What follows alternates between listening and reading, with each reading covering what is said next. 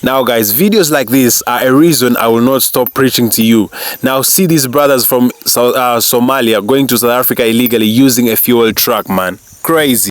So ladies and gentlemen, on the next video, actually you're gonna see these Ethiopian brothers who were captured at the Botswana-South Africa border trying to get into South Africa illegally using a cargo truck. Guys, see what foreigners go through just to go into South Africa? Crazy.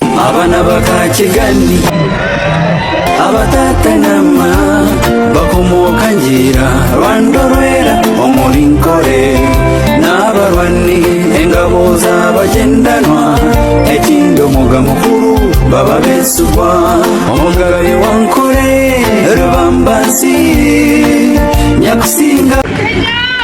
So much fun, guys. Akabatuma basingo manyatu batanama baba besubwa ekinde bakunde ayiranga ninkusaba onyambe ensenje ejwiro mwirimo.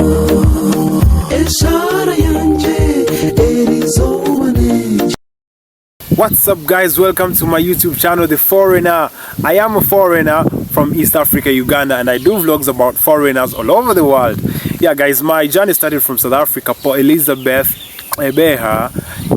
So now of course I lived in Johannesburg for 3 years, then I went to Port Elizabeth, Eastern Cape for 2 years, then I came back to Johannesburg before I left for Uganda. Now I'm in Uganda, I think about 3 months, and I'm having a good time. But today we're going to talk about illegal foreigners who are captured trying to get into South Africa illegally, man. That's crazy. I've been talking about this, and I'm going to talk about this for the longest time ever. Because man, I was lucky to be in South Africa illegally 5 years, so I know how it feels to be there. I know the process, man.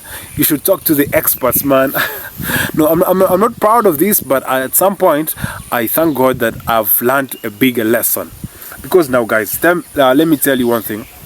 South Africa is, oh man, is the best country on the African continent. Remember, I'm Ugandan. I'm still trying to investigate. I'm still trying to research to find the better word to describe Uganda, because South Africa is the best country on the African continent. But if I ever find out the best word to describe how good Uganda is, I'll tell you. So now these brothers from Somalia, I think they are 40 in number. They were coming from Somalia through Botswana in a fuel tank vehicle, in a fuel vehicle.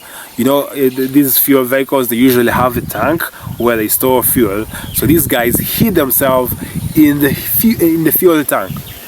So you can imagine most of these fuel vehicles, they're not checked, because I mean it's public knowledge that they're carrying fuel, so you cannot easily. But I mean, I've always preached to you guys that if you want to go to South Africa, be it legal or illegal, you should first, I don't know, investigate, make some research. What kind of business am I gonna do? I mean, how am I gonna survive?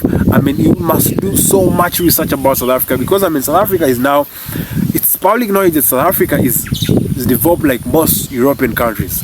So the desperation all over the African countries, as Africans from all the other African countries wanting to go to South Africa is so high.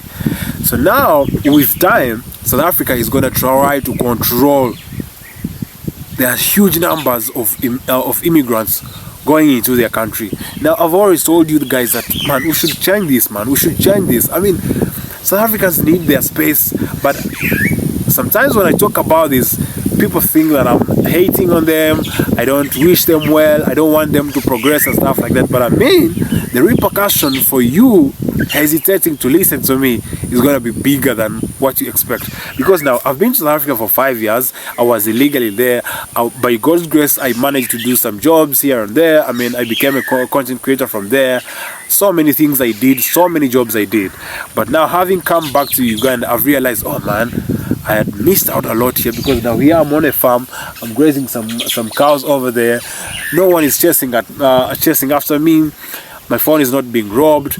I'm not being asked papers. I don't know even the last time I had my ID. I know it's essential, but I mean, I don't need it because here I can speak the language. I can do everything. Most of the people know my dad. I mean, someone can easily see me and they know that I'm a Ugandan. I mean, so there's not that trauma, stress, and fear when I'm in my country. I know so many people. There's countries that are going through turmoil or civil wars and stuff like that, but I mean, for Somalia right now, I would say Somalia is stable. Anyway, I don't want to talk on behalf of Somalians, but I know what some Somalians or Somalis do in South Africa. But anyway, guys, firstly, let's first see the video, and then I will come with a big detail of more videos that resemble this, and then my experience or my comment about such stories. So watch the video till the end, guys. If you haven't subscribed to the channel, it's not too late for you to do that. Subscribe to the channel, watch the video till the end, and let's do South Africa. Karani traki na Somalia ni furu hii wakapili hapa mange driver tawa hii karani traki Somalia ni furu aba wonse abatoka mtanka wonse abatoka mtanka bakapili hapa bakapili reported that one has died in that mtanka Mbozi afa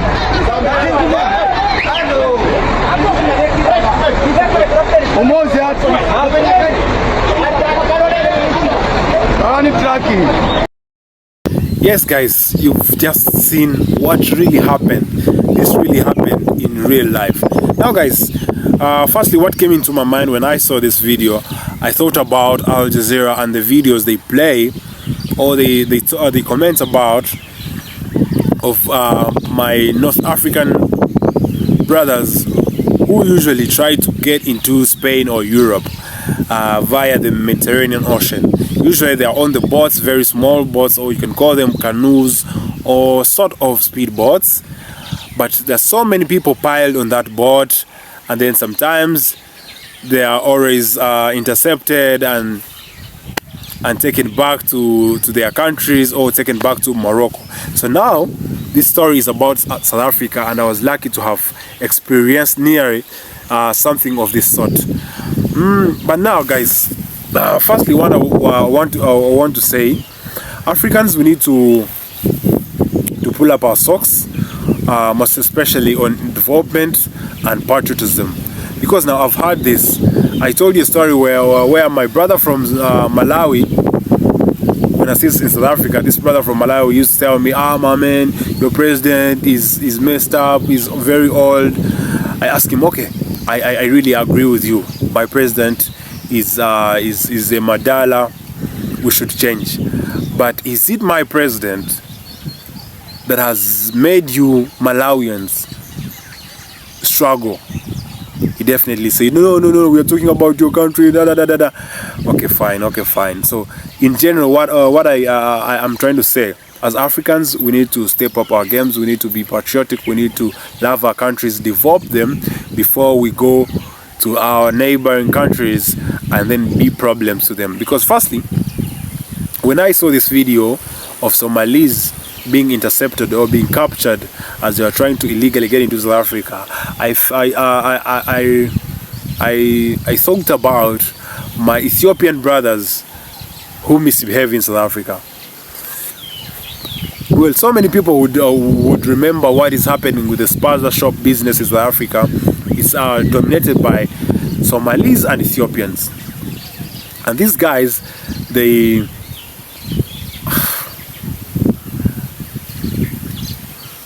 brutally defend their businesses. So South Africans also want to do the same business, but because Ethiopians and Somalians have had enough capital or experience in this business, they can't let go. So what happens, there's a fight, there's a clash and stuff like that. But now, for people who are trying to go to South Africa in this type of situation, why don't you get into South Africa and be humble?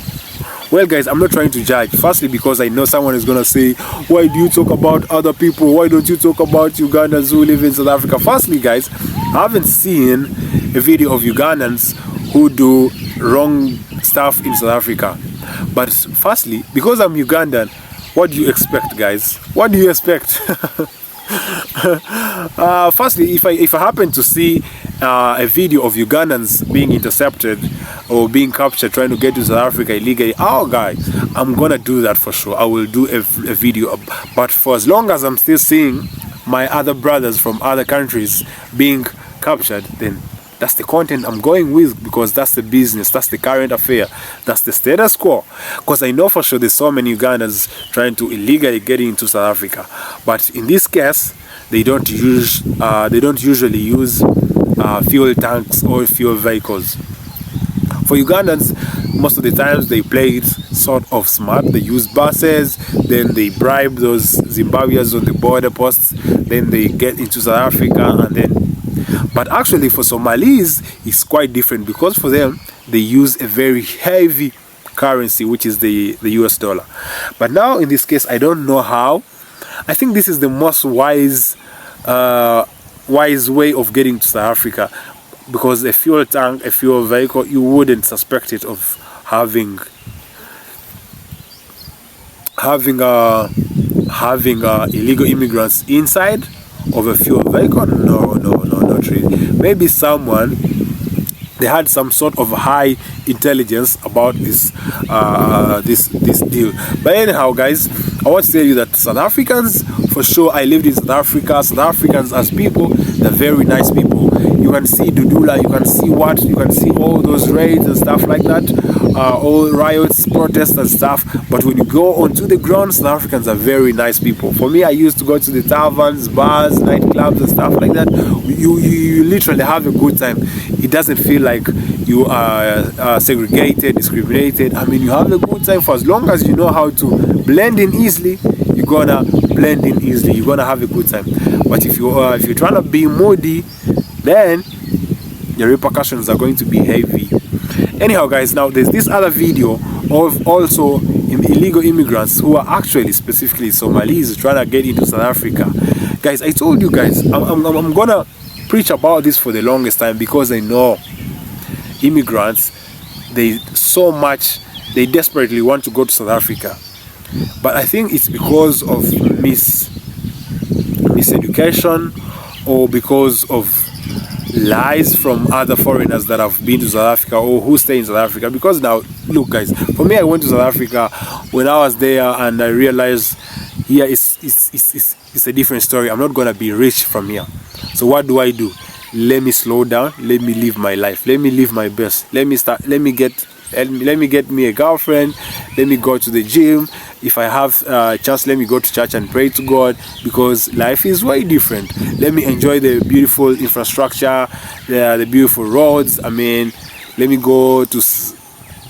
have a good time, because money is not something that I'm going to get from South Africa. Because I know for sure, guys, if you lived in South Africa, you know even South Africans are struggling. Who do you think you are that you're going to make it in South Africa if the natives haven't made it yet? How brave do you think you are? How smart do you think you are? Do you think you're smarter than over 40 million South Africans who are still struggling? Of course not. Now, someone's gonna say, oh guys, you don't want to struggle in your countries, you don't want to build your countries, why do you come to our countries? I mean, well, that's a big question, which I'm not ready to answer. But in the easiest way I could answer it is the lies from our brothers. Because imagine if someone tells you that, oh, you see, man, if you come to South Africa, all is gonna be well. So you don't think about the process of getting there. Because for me, my story, actually, if you wanna find about my story, you should go and check a video of how I illegally entered into South Africa. My story was a horrible one. Getting into South Africa, I went through Tanzania, Zambia, Zimbabwe, and South Africa. But the process of getting there was crazy, man. What is the process of death and life? Now, having gone through that process of death and life, and into South Africa, you realize it's not worth it. So what can I do? The best I can do is to preach to my brothers that have been desperately wanting to go to South Africa, to stop it, to to end the obsession, to heal the desperation, because it's not worth it. It's not worth it, buffet too. It's not, guys. Don't rush for South Africa, because if you go to South Africa, man, first let me tell you, the policing is not the same as the one in most of the African countries. The police is everywhere. The police in South Africa is everywhere. The streets are well labeled, well. The roads are very nice. So that means if police tries to arrest people in a certain area, oh my God, they will arrest you any time of the night, any time of the day, anytime, any street they want, because firstly, it's their country. Secondly, the roads are good. Thirdly, the police vehicles are very good, very fast, and they can accommodate so many. There's this popular truck in South Africa. It's a mobile cell, or it's a mobile prison. It's called Magumba.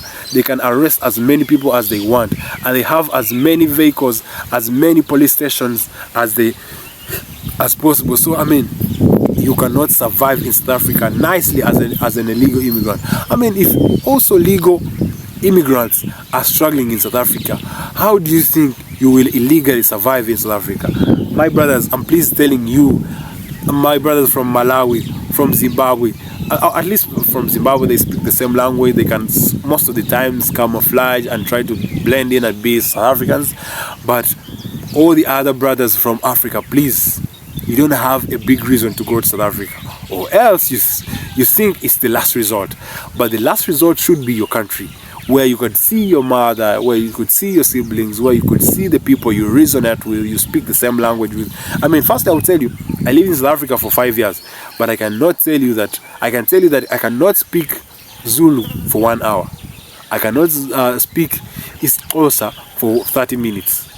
You understand? For 5 years, I was unable to learn the languages. So what makes you think that you're gonna go to South Africa and make it? I mean, I'm not trying to discourage you, but I'm telling you the truth of the matter. Anyhow, guys, see this video, and then when I return, I'll close it up. So my brother, you want to go to South Africa, look at the kind of life, look at the means of transport you're gonna use. This is a cargo truck meant for goods, but you hide yourself in from Somalia or from Ethiopia down to Mozambique. You want to get into South Africa like this, like sheep. Not even cows can go like this, because they're not covered. They need to breathe. But you see, these are not cows, but they are covered. All you worry about is getting into South Africa. How are you gonna ease yourself? So these guys were coming from Ethiopia, going to South Africa through Mozambique, but at the border of Mozambique they were arrested, intercepted, arrested. Now they're gonna be in jail for 6 months and then deported back to Ethiopia. But again, you know what's crazy? This guy's gonna come back again. They're gonna try again. So my brother, if you're watching this from wherever you're watching it, but you want to go to South Africa, this is the process. Yes, Ethiopians detained in Mozambique on their way to South Africa. This is the process. And after getting to South Africa, you realize it wasn't worth it. Some die on the way. Some get diseases on the way, because this...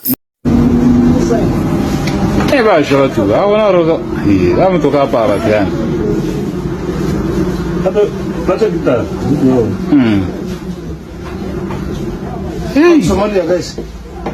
Yeah? Huh? Where are you from? From Somalia. Huh? Where are you from?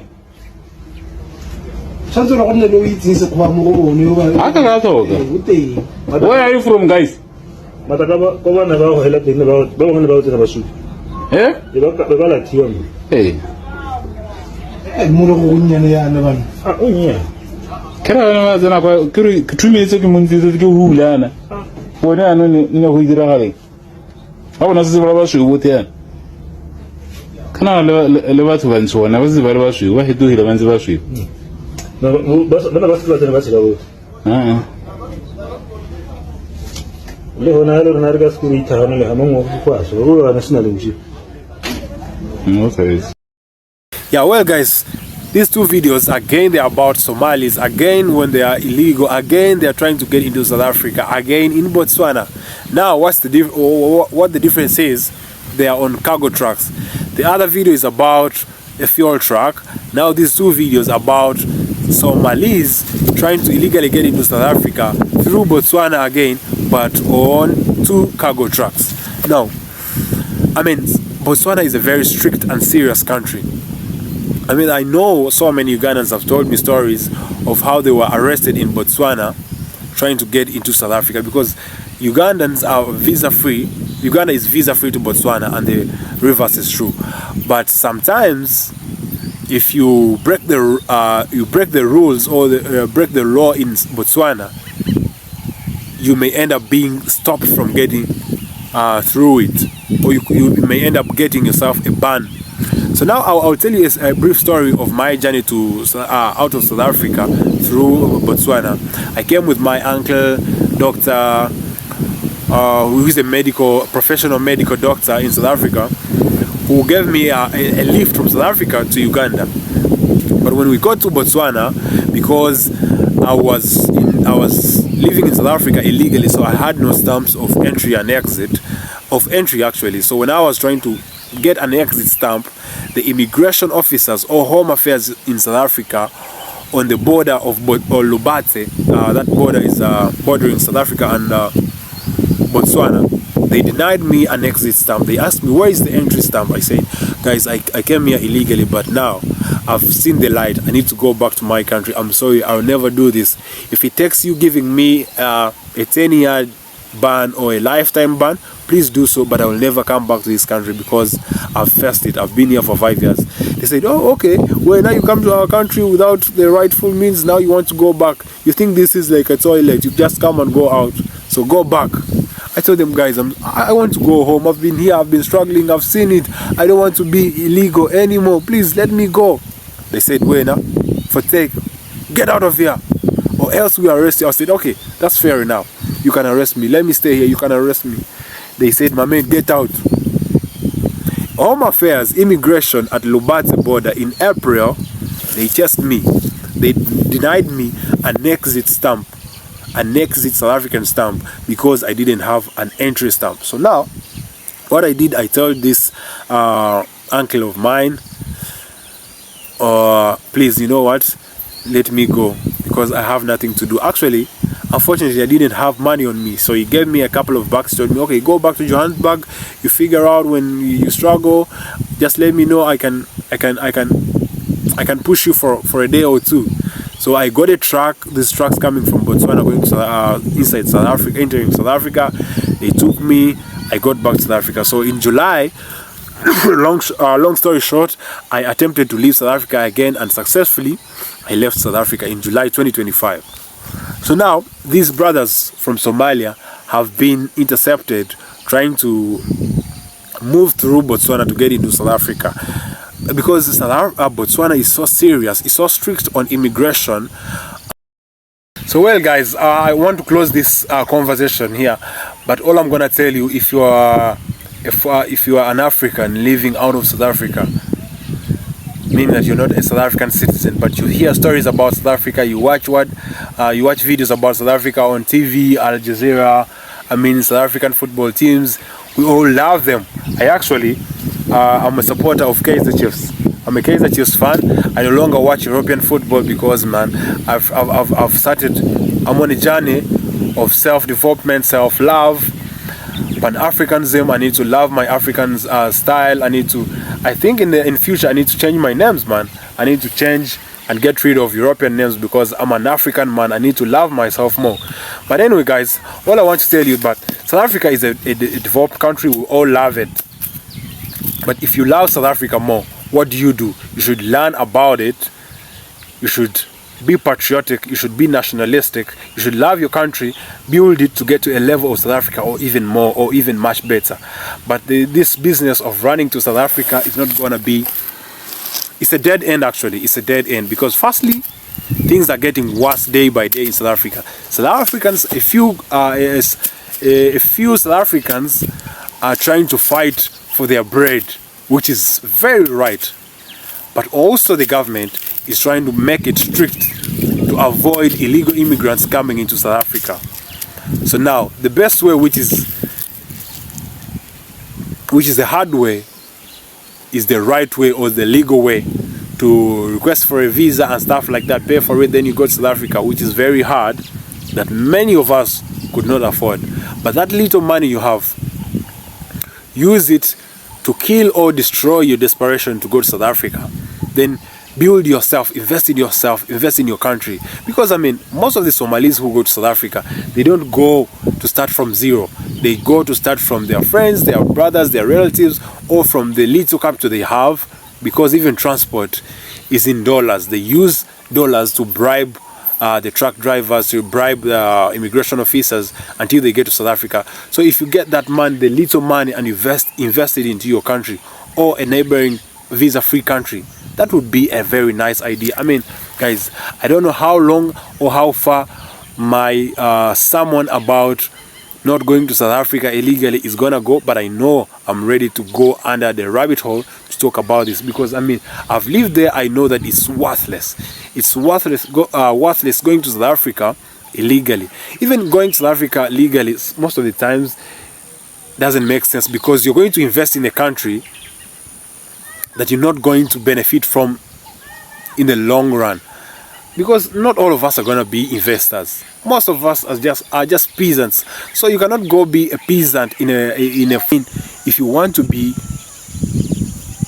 developed, if you want to live in a developed country, if you want to have good public service, public services, if you want to have good education, if you want to have good hospitals, you have to sacrifice. There must be a price to pay, man. You've got to pay a price for everything good you want. So, I mean, you see what Libya was like during the leadership of Gaddafi. Gaddafi had paid a big price. So when Libyans forgot about it, they messed the good life, and now they're still paying the big price. I don't know how much, I don't know how far it will take for them to finish up the date, or how far it will take for them to finish paying up the price to get back to a better life. I mean, you know how long Congo is still paying the price? I mean, over 50 years they're still paying the price. You know how long Sudan is paying the price? Then later, when you see Sudan developing, if it ever develops, like South Africa, then you all want to go and run into that. I mean, guys, we need to think about our countries. We need to love our countries. We need to work hard for the better life. We need to sacrifice. We need to make a sacrifice. That's both biblical and traditional. As men, we can never have things on a silver platter. We need to work hard. We need to sweat for everything. Even the Bible talks about it. But the business of running into South Africa and you think the pastures are green, you see, even the process of getting South Africa is hectic. Imagine getting there. So my brother, if you haven't gone to South Africa, my sister, if you haven't gone to South Africa, don't rush, don't force it, because it's not all roses. Anyway, in closure, guys, if you haven't subscribed to the channel and you enjoy the content, please subscribe to the channel, hit the notification button, and please don't skip the ads, man. I just got monetized. I haven't made any withdrawals, so if you watch the ads, if you watch the adverts, I'll benefit from your data. I'll get something. I'll get a rand or a 50 cent.